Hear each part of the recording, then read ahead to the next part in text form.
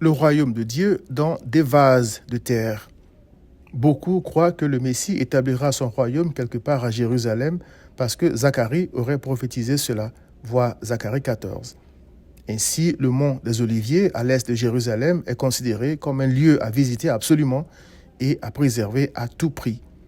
Avant de se battre pour le prétendu siège du royaume de Dieu, il faudrait peut-être d'abord s'assurer d'en être un citoyen, n'est-ce pas? Voici comment. Il est écrit.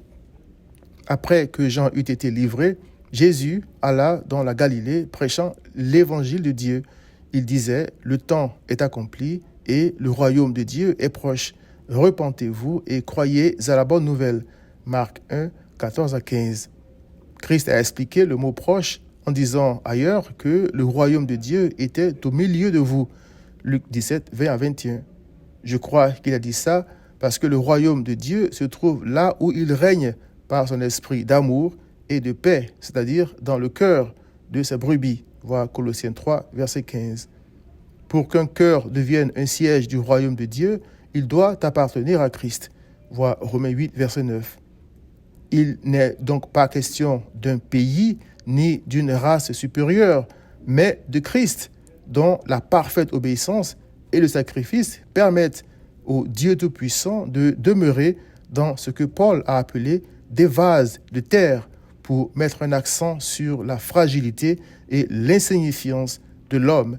Voir 2 Corinthiens 4, verset 7. Christ dit que le royaume de Dieu vient par la repentance et la foi en lui. Marc 1, 15. Mais qui, dans ce monde, est prêt à admettre qu'il n'est qu'un pécheur vaniteux, c'est-à-dire absolument rien? Qui peut changer son propre cœur, se repentir, abandonner ses péchés ou, en d'autres termes, se transformer à volonté pour devenir une nouvelle créature afin que le royaume de Dieu s'installe dans son cœur?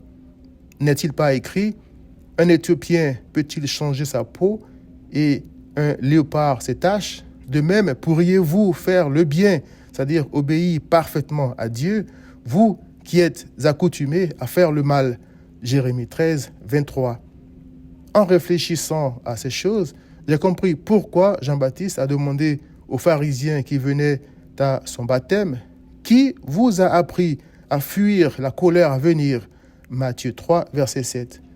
Il savait que seul le Saint-Esprit pouvait transformer ces hommes qu'il traitait de race de vipères. C'est lui, c'est-à-dire le Saint-Esprit, qui, selon Paul, amène les pécheurs à s'indigner de leurs propres péchés, à craindre Dieu, à avoir un désir ardent, un zèle pour le servir, lui, et non le péché, à pleurer comme Pierre quand il a trahi l'amour de Christ. Voir 2 Corinthiens 7, 10 à 11. Repens-toi donc, crois en Christ, et il régnera dans ton cœur. Viens à Christ.